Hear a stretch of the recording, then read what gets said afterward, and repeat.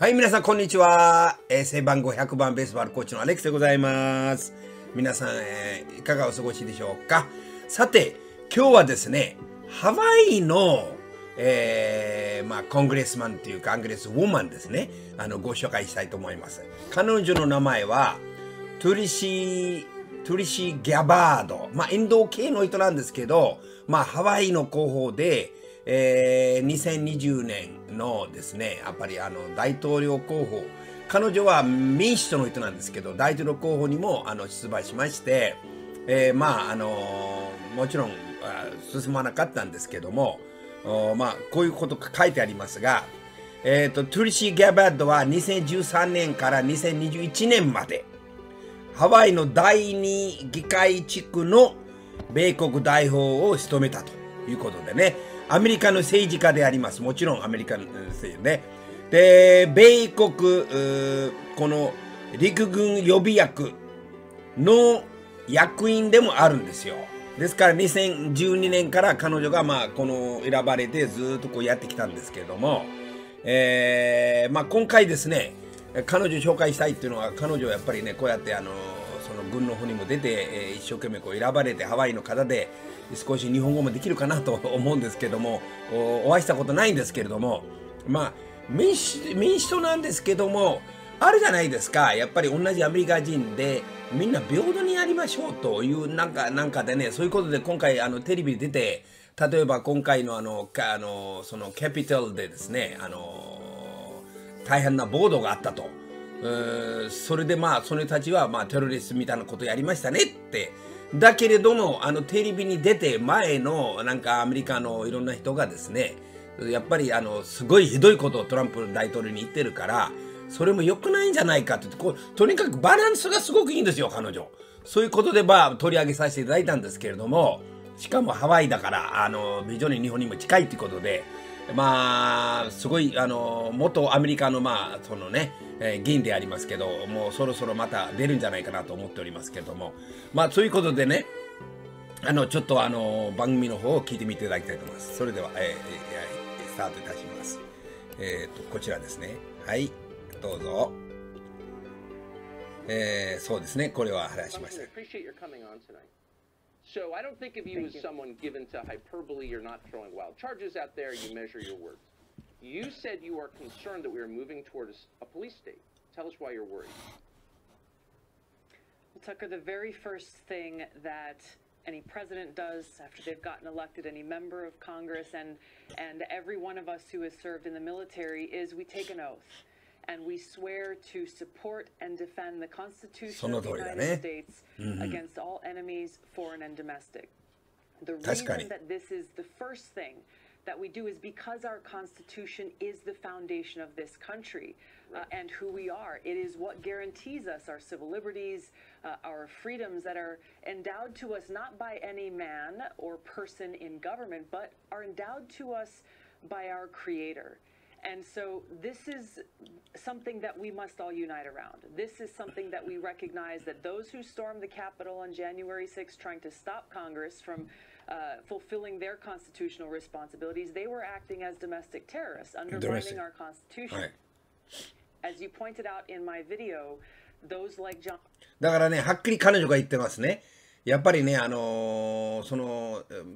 ぱりね、カピタルヒルに入っていった人は、間違いなく国内のテロリストみたいな人よくやりましたねって。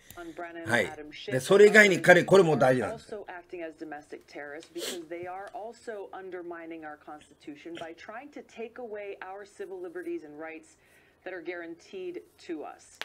If you don't mind, I'd like to just quote John Brennan directly so that people can't say I'm taking this out of context. Directly, John Brennan says, members of the Biden team who have been nominated or appointed are now moving in laser-like fashion to try to uncover as much as they can about what looks very similar to insurgency movements they've seen overseas, where they germinate in different parts of the country and gain strength and bring together an unholy alliance, frequently of religious extremists, authoritarians, fascists, bigots, racists, nativists, and even libertarians.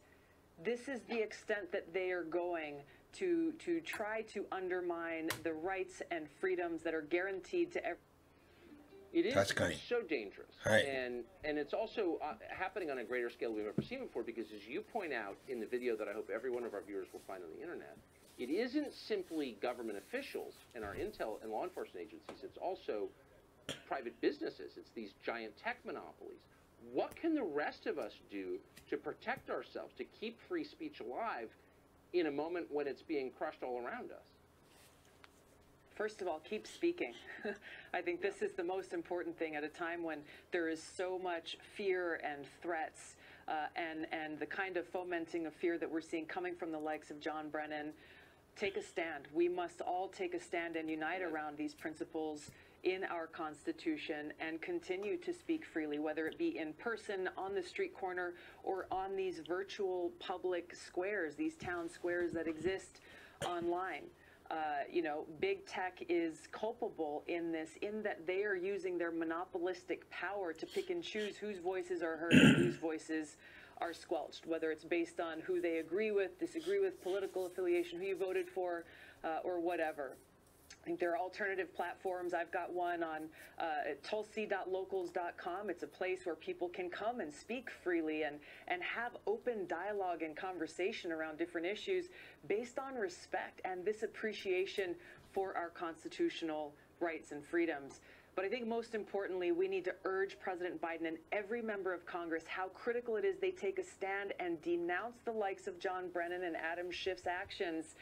Because if we do not, and if they do not, then this country that we love and cherish will no longer exist.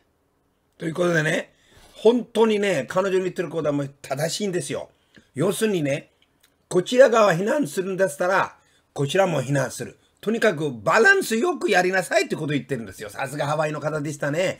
トゥルシー・ゲイバード、今度彼女のね、tulsigabbard.com にちょっと行って、自分の言いたいことなんか言えるらしいんですけど、今度皆さんも暇あったらぜひ行ってみて、日本語でもいいんじゃないかなと思うんですよね、こうなったら。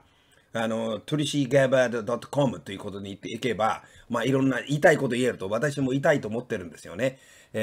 今回ですね、ほら、仕事、カナダの、そうですね、何でしたっけ、そのパイプラインの仕事もなくなっちゃって、なんでね、そのパイプラインの仕事なくなったのに、訴えないのかなと思って、もう絶対にね、訴えるべきだと思うんですよ。なんか全部もう、いろんなものを出してですね、あらこうだというよりも、もうとにかく言いたいこと言った方がいいと思うんですね。